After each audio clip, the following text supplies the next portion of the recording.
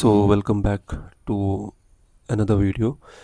ಇವತ್ತು ನಾನು ವೆನ್ಸ್ಡೇ ಅಂದರೆ 12 ತಾರೀಕಿನ ಅನಾಲಿಸಿಸನ್ನು ನಾನು ನಿಮಗೆ ಶೇರ್ ಮಾಡ್ತಿದ್ದೇನೆ. ಓಕೆ, ಸೊ ಫಸ್ಟಾಗಿ ಹೇಳೋದಾದರೆ ಸ್ವಲ್ಪ ಡಿಲೇ ಆಗಿ ನಾನು ರೆಕಾರ್ಡ್ ಮಾಡ್ತಿದ್ದೇನೆ, ಆದರೆ ನಾನು ನಿಮಗೆ ಎಕ್ಸ್ಪ್ಲೇನ್ ಮಾಡ್ತೇನೆ ಎಲ್ಲಿ ನಂದು ಸೆಟಪ್ ಆ್ಯಕ್ಚುಲಿ ಫಾರ್ಮ್ ಆಗಿತ್ತು ಮತ್ತು ನಾನು ಅದನ್ನು ತಗೊಳ್ಳಿಕ್ಕೆ ಹೋಗಲಿಲ್ಲ, ನನ್ನ ಸಿಸ್ಟಮ್ ಎದುರು ಇರಲಿಲ್ಲ. ಓಕೆ, ಸೊ ಮತ್ತು ಆ್ಯಕ್ಚುಲಿ ಕೆಲವೊಮ್ಮೆ ನಿಮಗೆ ಸೆಟಪ್ ಅಂದರೆ ಎಕ್ಸಾಕ್ಟ್ ಆ್ಯಪಲ್ ಟು ಆ್ಯಪಲ್ ಥರ ಸೆಟಪ್ ಫಾರ್ಮ್ ಆಗೋದಿಲ್ಲ. ಓಕೆ, ಅಂದರೆ ಸ್ವಲ್ಪ ಆಚೆ ಈಚೆ ಇರ್ತದೆ, ಅದನ್ನು ನಾವು ಅಡಾಪ್ಟ್ ಮಾಡಿಕೊಂಡು ನಮ್ಮದು ಸ್ಟ್ರಾಟಜಿಯನ್ನು ಇಂಪ್ರೂವೈಸ್ ಮಾಡಬೇಕು. Okay, so in the scenario ಕೂಡ ಬರ್ತದೆ ಅಂತ. ಓಕೆ, ಸೊ ಅದನ್ನು ನಾನು ನಿಮಗೆ ಎಕ್ಸ್ಪ್ಲೇನ್ ಮಾಡ್ತೇನೆ. ಓಕೆ, ನಿನ್ನೆ ಒಂದು CPI ನ್ಯೂಸ್ ಕೂಡ ಇತ್ತು. CPI ನ್ಯೂಸ್ ಇದೊಂದು ಕ್ಯಾಂಡಲ್ ನೋಡ್ಬೋದು ನೀವು. ಇಲ್ಲಿ ಒಂದು ಸ್ಟ್ರಾಂಗ್ ಆಗಿ ಒಂದು CPI ನ್ಯೂಸ್ ಕ್ಯಾಂಡಲ್ ಕೂಡ ಫಾರ್ಮ್ ಆಗಿತ್ತು 6 ಗಂಟೆಗೆ. ಓಕೆ, ಇದು ನೋಡ್ಬೋದು ನೀವು, ಎಷ್ಟು ಆಲ್ಮೋಸ್ಟ್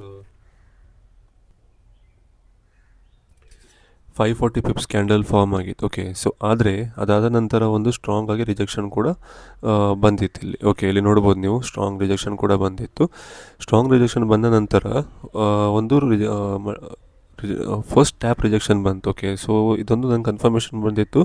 ಓಕೆ, ಫಸ್ಟ್ ಟ್ಯಾಪ್ ಬಂದಿದೆ, ಸೆಕೆಂಡ್ ಟ್ಯಾಪಿಗೆ ವೆಯ್ಟ್ ಮಾಡುವ, ಸ್ಟ್ರಾಂಗ್ ಆಗಿ ಇನ್ನೊಂದು ಟ್ಯಾಪ್ ಆದರೆ ಒಂದು ಸೆಟಪ್ ಫಾರ್ಮ್ ಆಗ್ತದೆ ಅಂತ. ಓಕೆ, ಸೊ ಹಾಗೆಯೇ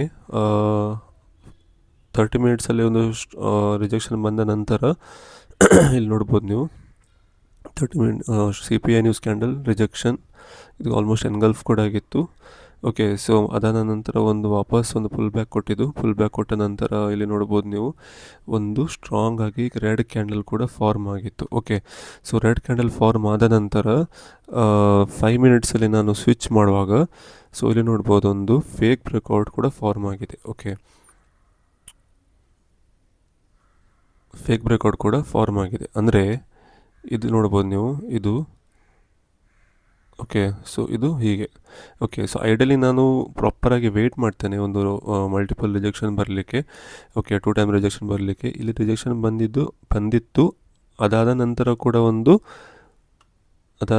ಕೂಡ ಒಂದು ಫೇಕ್ 15 ಮಿನಿಟ್ಸಲ್ಲಿ ಫೇಕ್ ಬ್ರೇಕ್ಔಟ್ ಕ್ಲಿಯರಾಗಿ ಕೊಟ್ಟಿತ್ತು. ಓಕೆ, ಸೊ ಆ್ಯಕ್ಚುಲಿ 5 ಮಿನಿಟ್ಸಲ್ಲಿ ಕೂಡ ಈಕ್ವಲ್ ಹೈಸಲ್ಲೇ ಬರಬೇಕು, ಆದರೆ ಇಲ್ಲಿ 15 ಮಿನಿಟ್ಸಲ್ಲಿ ಒಂದು ಸ್ಟ್ರಾಂಗ್ ರಿಜೆಕ್ಷನ್ ಮತ್ತು 5 ಮಿನಿಟ್ಸಲ್ಲಿ ಒಂದು ಫೇಕ್ ಬ್ರೇಕ್ಔಟ್. ಓಕೆ, ಸೊ ಇದು ರೀಸನಿಂದ ನಮಗೆ ಒಂದು ಇಂಡಿಕೇಷನ್ ಬಂದಿದೆ ಇಲ್ಲಿ. ಓಕೆ, ಅಂದರೆ ಸೆಟಪ್ ಫಾರ್ಮ್ ಆಗಿದೆ ಅಂತ. ಓಕೆ, ಸೊ ಇಲ್ಲಿ ತೋರಿಸ್ತೇನೆ ನಾನು ನಿಮಗೆ. ಇದನ್ನು ಇಂಡಿಕೇಷನ್ ಕೂಡ ಒಂದು ಸೆಟಪ್ ಫಾರ್ಮ್ ಆಗಿದೆ, ನಮಗೂ ಅಲರ್ಟ್ ಕೂಡ ಕೊಟ್ಟಿತ್ತು. ಮತ್ತು 30 ಮಿನಿಟ್ಸಲ್ಲಿ ನೋಡಿದಾದರೆ ಒಂದು ವೀಕ್ನೆಸ್ ಕೂಡ ತುಂಬ ಕ್ಲಿಯರಾಗಿ ಕಾಣಿಸ್ತಾ ಇತ್ತು. ಓಕೆ, ಇಲ್ಲಿ ನೋಡ್ಬೋದು ವೀಕ್ನೆಸ್, ಇಲ್ಲಿ ಕೂಡ ಇದು ಕೂಡ ಕ್ಯಾಂಡಲ್ ವೀಕ್ನೆಸ್.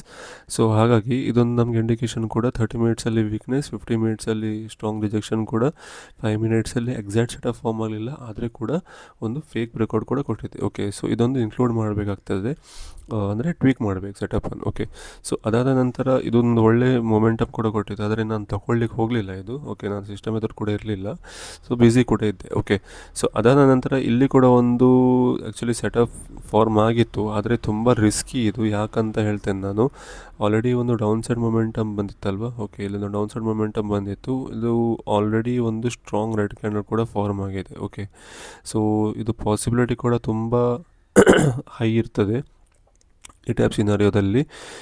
ಎಲ್ಲಿ ಕೂಡ ರಿವರ್ಸಲ್ ಆಗಿ ಡೌನ್ ಸೈಡ್ ಮೊಮೆಂಟಮ್ ಕೂಡ ಹೋಗ್ಬೋದು, ಅಥವಾ ಇಲ್ಲಿ ಕೂಡ ಟ್ಯಾಪ್ ಮಾಡಿ ಕೂಡ ಕೆಳಗೆ ಸೈಡ್ ಹೋಗ್ಬೋದು. ಓಕೆ, ಇಂಥ ಟೈಪ್ ಸೆಟಪ್ಪನ್ನು ನಾನು ಆದಷ್ಟು ಅವಾಯ್ಡ್ ಮಾಡಲಿಕ್ಕೆ ಸ್ಟಾರ್ಟ್ ಮಾಡಿದ್ದೇನೆ ಈಗ. ಓಕೆ, ಸೊ ಇದಾಗಿತ್ತು ಶಾರ್ಟಾಗಿ, ಜಾಸ್ತಿ ಯಾವುದು ಟ್ರೇಡ್ಸ್ ಇರಲಿಲ್ಲ. ಓಕೆ, ಯಾವುದೇ ಸೆಟಪ್, ಇದೊಂದು ಸೆಟಪ್ ಫಾರ್ಮ್ ಆಗಿತ್ತು ಇಲ್ಲಿ, ಮತ್ತು ಯಾವುದೇ ಟ್ರೇಡ್ಸ್ ಕೂಡ ತಗೊಳ್ಳಿಲ್ಲ ನಾನು. ಓಕೆ, ಸೊ ಕೂಲ್ ದೆನ್, ಇದಾಗಿತ್ತು ಇವತ್ತಿನ analysis video. So see you tomorrow. Bye bye and take care.